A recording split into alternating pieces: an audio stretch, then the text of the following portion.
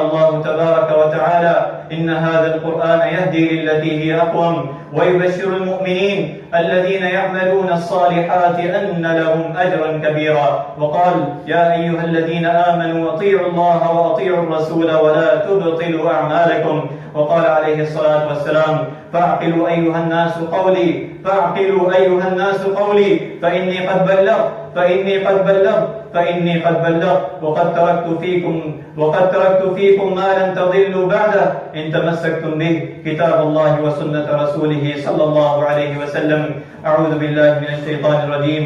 قل إن صلاتي ونسكي ومحياي ومماتي لله رب العالمين لا شريك له وبذلك أمرت وأنا أول المسلمين. بارك الله لنا ولكم في القرآن والسنة، ونفعنا وإياكم بما فيهما من الآيات والحكمة.